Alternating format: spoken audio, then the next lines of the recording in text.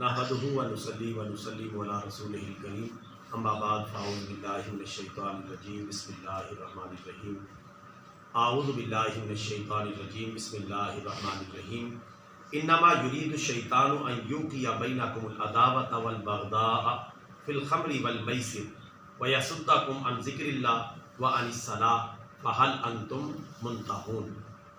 صدق اللہ العظیم۔ ترجمہ: یقیناً شیطان یہ چاہتا ہے کہ تمہارے درمیان دشمنی اور بغض ڈال دے شراب کے ذریعے اور جوئے کے ذریعے، اور تمہیں اللہ تعالیٰ کے راستے سے روک دے اور نماز پڑھنے سے روک دے، تو کیا تم باز نہیں آؤ گے؟ برادران اسلام، یہ آیت کریمہ جو میں نے آپ کے سامنے تلاوت کی ہے 12 نمبر 7 ہے، سورۃ المائدہ ہے، اور اس کی آیت نمبر 91 ہے۔ ترجمہ آپ نے سن لیا ہے، اس کا مفہوم مختصر طور پہ سماعت کر لیں۔ اللہ تبارک و تعالیٰ نے چند چیزوں کا یہاں ذکر فرمایا ہے۔ پہلی بات یہ کہ شیطان یہ چاہتا ہے، شیطان کی چاہت بیان کی، اللہ کی چاہت یہ نہیں ہے۔ شیطان کی چاہت الگ ہے، اللہ تعالیٰ کی چاہت الگ ہے۔ شیطان یہ چاہتا ہے کہ وہ تمہارے درمیان بغض، نفرت، عداوت اور دشمنی پیدا کر دے۔ اللہ یہ نہیں چاہتا۔ اللہ تعالیٰ تو تمہارے درمیان محبت، پیار، الفت، اتفاق اور اتحاد چاہتا ہے۔ اب شیطان یہ کام کرتا کن ذرائع سے ہے؟ اللہ تعالیٰ نے یہاں 2 ذریعے بیان کیے ہیں۔ نمبر 1، شراب کے ذریعے۔ شراب میں ہر قسم کا نشہ بھی آ گیا۔ شراب کے ذریعے یہ شیطان جو ہے تمہارے درمیان دشمنی، نفرت، بغض، عداوت، دلوں میں میل کچیل ڈالنا چاہتا ہے۔ اور دوسری چیز ہے جوا۔ جوئے کے ذریعے شیطان تمہارے دلوں میں نفرت، بغض، اناد، کینہ، کدورت، تکبر، دشمنی، نفرت، یہ چیزیں ڈالنا چاہتا ہے۔ اور ایک بات وہ یہ چاہتا ہے کہ یہ دونوں کام کروا کے تمہیں اللہ تعالیٰ کے ذکر سے روک دے۔ یعنی جب تم شراب پیو گے اور جوا کھیلو گے تو اس کے نتیجہ تمہیں یہ بھگتنا پڑے گا کہ وہ تمہیں اللہ تعالیٰ کے ذکر سے روک دے اور نماز پڑھنے سے روک دے۔ کیونکہ شرابی بندہ نہ تو نماز کے قریب آئے گا، نہ اللہ تعالیٰ کے ذکر کے قریب آئے گا۔ اسی طرح جواری بندہ، جوا کھیلنے والا، سٹا کھیلنے والا، نہ تو اللہ کے ذکر کے قریب آئے گا اور نہ ہی نماز کے قریب آئے گا۔ شیطان یہ 2 کام کروا کے 2 بڑے مقاصد حاصل کرنا چاہتا ہے کہ تمہیں شراب کے نشے پر لگائے اور تمہیں جوئے پر لگائے۔ جب تم یہ کام کرنے لگو گے تو پھر تمہیں اللہ تعالیٰ سے دور کر دے گا، اللہ کے پیارے رسول سے دور کر دے گا۔ اور کرے گا کس طرح؟ اللہ تعالیٰ کے ذکر سے دور کر کے۔ اب اللہ کے ذکر میں ساری چیزیں آ گئی، سارا اسلام آ گیا، یعنی پورے اسلام سے، پورے دین سے، پوری شریعت سے وہ تمہیں دور کرنے کی کوشش کرے گا۔ اور اہم ترین چیز جو ہے وہ نماز سے تمہیں دور کرے گا۔ آخر میں اللہ تعالیٰ نے سوالیہ انداز میں ارشاد فرمایا فَهَلْ أَنْتُمْ مُنْتَهُونَ، تو پس کیا تم باز نہیں آؤ گے؟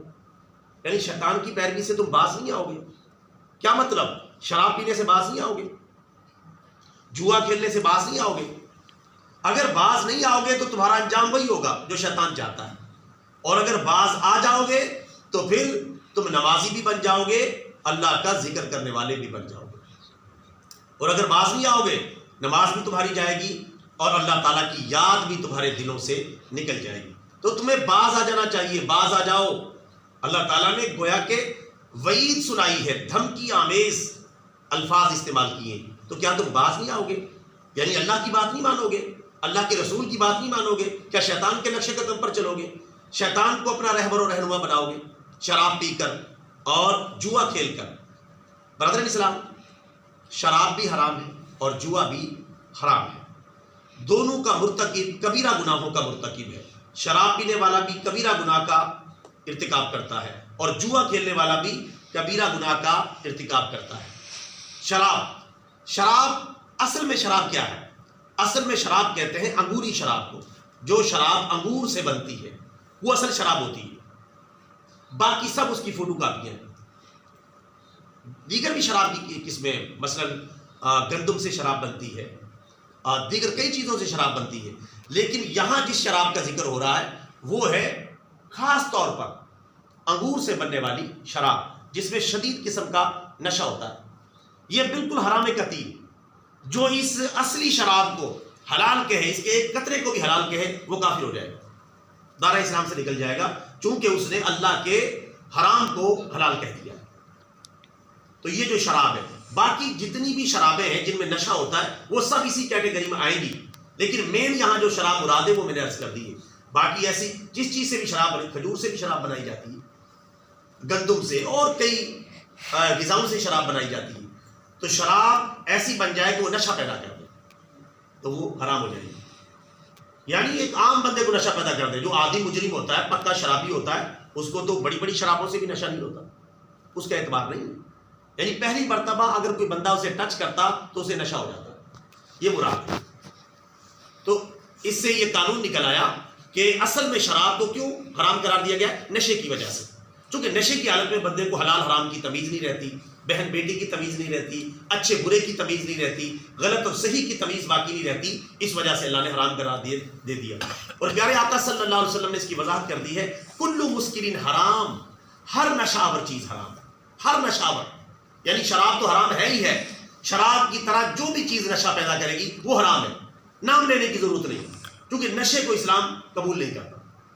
اب وہ نشہ بھانگ سے ہو جائے، چرس سے ہو جائے، نکوٹین سے ہو جائے، نشے کے ٹیکوں سے ہو جائے، یا کوئی اور چیزیں ہیں، یہ مختلف جڑی بوٹیاں بھی، بوٹی پینا جس کو کہتے ہیں، یہ استعمال کی جاتی ہے، ان سے بھی نشہ ہو جاتا ہے. یا نشے والا پان یا نشے والی نسوار بھی اگر کوئی استعمال کرے گا حرام ہوگا، چونکہ مین چیز اس میں پائی جا رہی ہے نشہ آوری، نشہ لانا. تو نشہ آور جتنی بھی چیزیں ہیں، چاہے وہ ادویات کی شکل میں اور چاہے وہ نشہ آور چیزوں کی شکل میں ہے، وہ تمام چیزیں حرام ہیں. ان کے استعمال سے رکنا مسلمان پر لازم ہے. کوشش فرمائیں خود بھی نشے سے ہم سب کو اپنے آپ کو بچانا چاہیے، اور اپنے گھر میں کوئی ایسا بندہ نہ پیدا ہونے پائے کہ جو نشئی بن جائے، نشہ آور بن جائے. ورنہ نشیوں کا جو آج کل حال ہے وہ آپ کے سامنے ہے. تقریباً اللہ معاف فرمائے، قوم کے ایک بڑے حصے، ایک چھوٹے حصے کو چھوڑ کر قوم کی اکثریت میں بہت سارے لوگ ایسے پائے جاتے ہیں جو نشہ کرتے ہیں.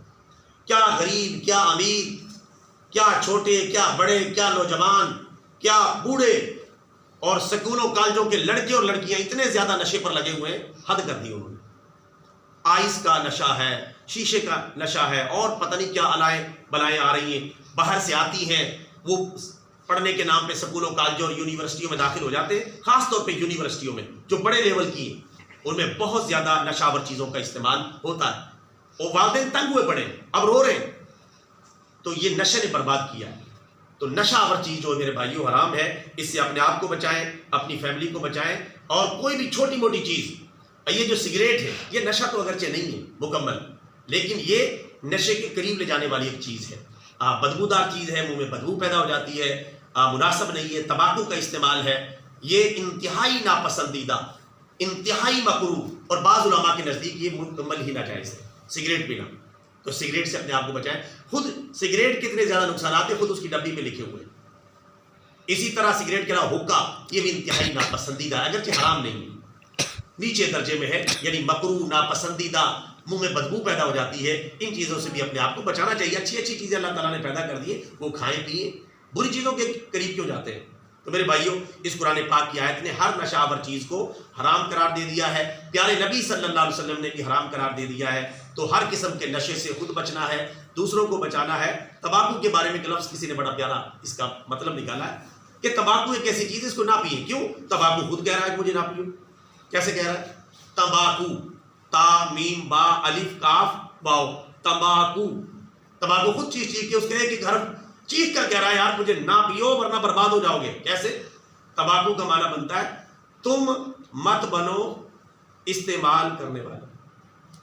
تمباکو مت بنو استعمال کرنے والے. خود تمباکو ہی کہہ رہا ہے کہ یار مجھے استعمال نہ کرو، میں تمہارا بیڑا غرق کر دوں گا، مجھ سے دور رہو، مجھ سے دور ہو جاؤ. اور ایک شاعر نے بڑا پیارا شعر لکھا ہے اس تمباکو کے حوالے سے. اس نے لکھا ہے کہ تمباکو نوش را سینہ سیاہ است گر باور نہ داری نے گواست. تمباکو پینے والے کا سینہ ٹھڑا سیاہ ہو جاتا ہے، اگر یقین نہیں آتا بھائی میرے پاس گواہ تو موجود نہیں، اس کا سینہ چیرے اور چیک کریں. یہ شاعر کہہ رہا ہے کہتے ہیں یار میرے پاس گواہ تو موجود نہیں ہے. یہی ہو سکتا ہے, اس کا سینہ چیر کے آپ چیک کر لیں, آپ کو اس کا سینہ اور دل کڑا سیاہ ملے گا, کیونکہ تمباکو پی پی کے دھوئیں کے اثرات کے ذریعے اس کے پھیپھڑے تباہ, دل تباہ, اور اندر کی دنیا بہت زیادہ حد تک تباہ ہو جاتی ہے. اللہ تعالیٰ سے دعا ہے اللہ تعالیٰ ہم کو ہر قسم کے نشے سے بچنے کی توفیق عطا فرمائے, ہر قسم کے جوئے سے بچنے کی توفیق عطا فرمائے. آمین. وما علینا الا البلاغ المبین.